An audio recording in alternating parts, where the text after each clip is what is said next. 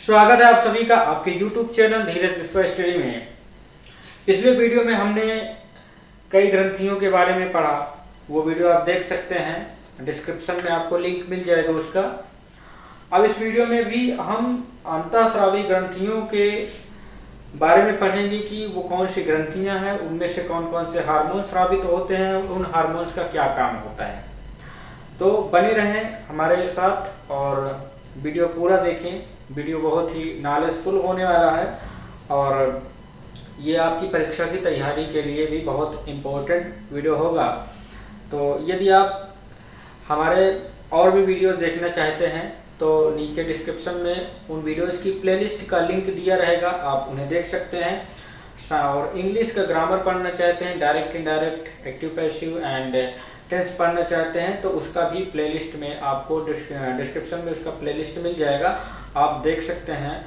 और उम्मीद करता हूँ आपको मेरे सभी वीडियो पसंद आएंगे। और यदि आप वीडियो चैनल पर नए हैं तो प्लीज़ चैनल को सब्सक्राइब कर लें, बेल आइकन प्रेस कर लें ताकि आपको इसी तरीके के लेटेस्ट वीडियोस की नोटिफिकेशन जो है वो मिलती रहे। चलिए स्टार्ट करते हैं उस ग्रंथि का नाम। तो वो ग्रंथि है कौन सी? वो ग्रंथि है वृषण। वृषण नामक ग्रंथि मानव शरीर में पाई जाती है। वृषण को हम समझ सकते हैं जिसको अंडकोश कहा जाता है, उसमें वो भी एक ग्रंथि है और इसको इंग्लिश में टेस्टिस बोला जाता है, टेस्टिस बोला जाता है।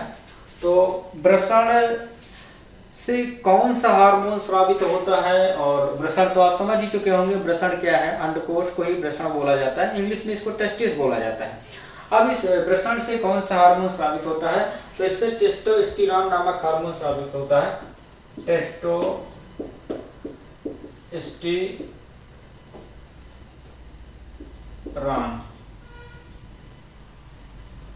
टेस्टोस्टेरोन नामक हार्मोन जो है वो स्रावित होता है। अब हम देखते हैं कि इस टेस्टोस्टेरोन हार्मोन का क्या कार्य होता है।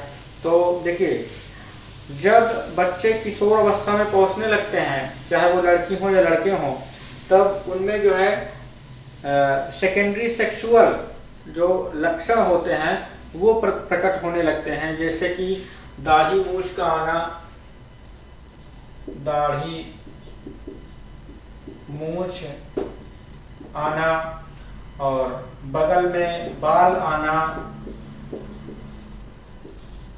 दाढ़ी मूंछ का आना, बगल में आर्मपिट में बाल का आना, आवाज का भारीपन हो जाना, आवाज में भारीपन हो जाना। और लड़कियों में भी लैंगिक लक्षण का विकास होने लगता है, जैसे उनकी आवाज में मीठापन आ जाता है और उनके स्तनों का विकास होने लगता है, स्तनों का विकास होने लगता है। और उसके बाद उनके जो कूल्हे जो होते हैं वो चौड़े होने लगते हैं, कूल्हे चौड़े होना। लड़कों में छाती चौड़ी होना या कंधों का विकास होना, कंधे जो होते हैं उनके चौड़े होना। और मतलब जितने भी शिशन में उत्थान होना, तो इस प्रकार के जो लक्षण होते हैं, मतलब जितने भी एक युवा होने के जो लक्षण होते हैं उनमें दिखने वाले लक्षण, चाहे वो लड़की हो या लड़के हों, वो वृषण नामक जो ग्रंथि होती है उसमें से जो टेस्टोस्टेरोन नामक हार्मोन स्रावित होता है, उस टेस्टोस्टेरोन नामक हार्मोन की वजह से ही लड़कों में और लड़कियों में जो है गौण लैंगिक लक्षणों का विकास होता है। तो ये बिल्कुल क्लियर हो गया होगा आपको कि किस वजह से लड़कों में शारीरिक परिवर्तन आता है जब वो किशोर अवस्था में प्रवेश करते हैं, या लड़कियों में तो वो टेस्टोस्टेरोन नामक हार्मोन्स की वजह से ही होता है। ठीक है, तो अब देखते हैं अंडाशय। नेक्स्ट है जो है अंडाशय। मुझे लगता है यहाँ पे स्तनों का विकास नहीं, क्योंकि वृषण तो पुरुषों में होता है, तो इन चीजों को हम छोड़ देते हैं। मतलब ये चूंकि वृषण पुरुषों में पाया जाता है, तो जितने भी लैंगिक लक्षण लड़कों में प्रकट होते हैं वो टेस्टोस्टेरोन नामक हार्मोन की वजह से होते हैं। अब हम देखते हैं अंडाशय नामक जो ग्रंथि होती है, जिसको हम ओवरी बोला जाता है इंग्लिश में, ओवरी, अंडाशय। अंडाशय नामक जो हार्मोन होता है, इसमें से कई प्रकार के हार्मोन स्रावित होते हैं, जिसमें कि पहला हार्मोन है एस्ट्रोजन।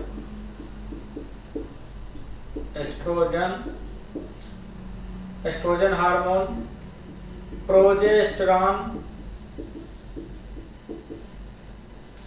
और रिलैक्सिन।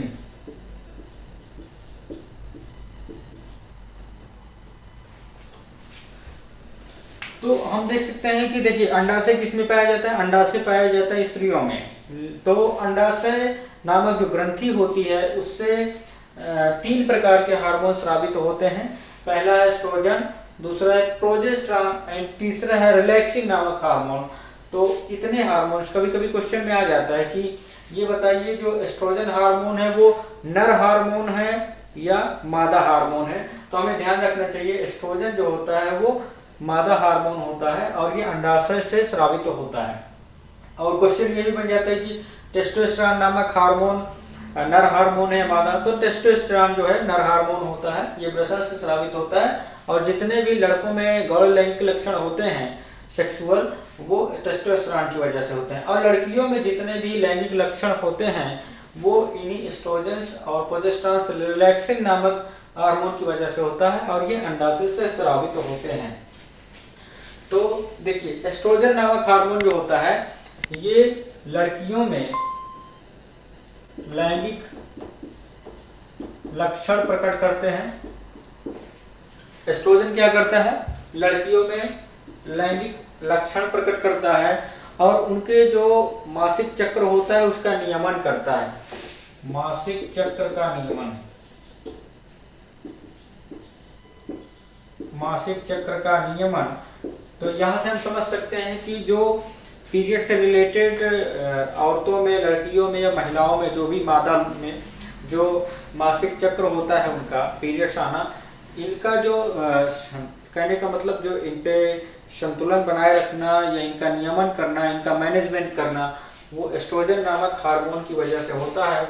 और इसके जैसा कि मैंने बताया लैंगिक लक्षण इससे लड़कियों में प्रकट होते हैं, मतलब स्तनों का विकास होना, यहाँ लैंगिक लक्षण में स्तनों का विकास, नितंबों का चौड़ा हो जाना, आवाज में मीठापन आ जाना, और ये जितने भी लक्षण होते हैं आर्मपिट में बाल का आ जाना, वो एस्ट्रोजन नामक हार्मोन की वजह से ही होते हैं। फिर नेक्स्ट है प्रोजेस्टेरॉन हार्मोन। प्रोजेस्टेरॉन हार्मोन जानते हैं क्या करता है, ये जब गर्भधारण हो जाता है मतलब स्त्रियों में गर्भधारण के बाद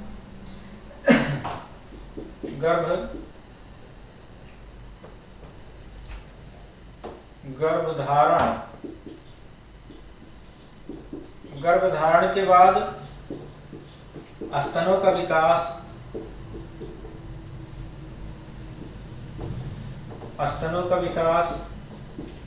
एवं गर्भाशय का विकास।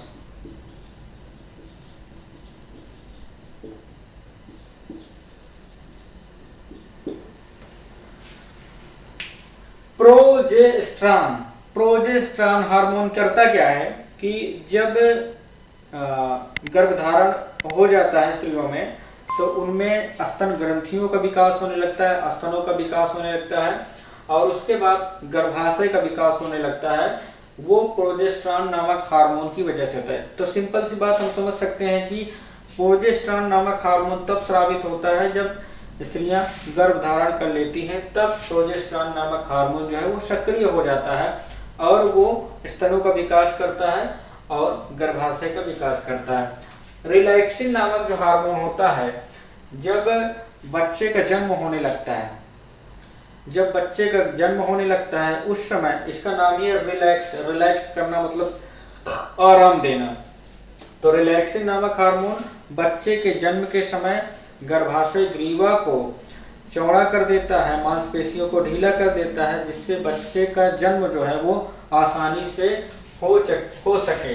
तो इसमें बच्चे के जन्म में आसानी भी लिख सकते हैं हम। तो हम समझ सकते हैं कि रिलैक्सिन नामक जो हार्मोन होता है उसकी वजह से बच्चे के जन्म के समय मांसपेशियों में ढीलापन आ जाता है और लचीलापन आ जाता है, जिससे जो है बच्चे का जन्म आसानी से हो जाता है। तो इतने हार्मोन्स जो होते हैं वो मादा हार्मोन है, एस्ट्रोजन, प्रोजेस्टेरोन, रिलैक्सिन, और टेस्टोस्टेरोन नामक हार्मोन जो होता है वो नर हार्मोन्स है, जिससे लैंगिक लक्षण प्रकट होते हैं। तो इतने हार्मोन यहाँ पे हमने देखा इस वीडियो में कि नर हार्मोन्स कौन है, मादा हार्मोन्स कौन है, और उन हार्मोन्स के क्या क्या कार्य हैं, और ये हार्मोन किन ग्रंथियों से स्रावित होते हैं। तो आपको पता हो गया कि पुरुषों में लैंगिक लक्षण, लड़कों में लैंगिक लक्षण क्यों प्रकट होते हैं, स्त्रियों में क्यों प्रकट होते हैं, वो सारी चीज़ें हमने इसमें डिटेल में बात की।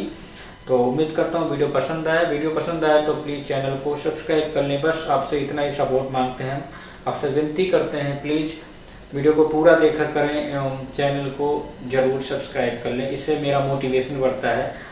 मिलेंगे अगले वीडियो में, तब तक के लिए जय हिंद।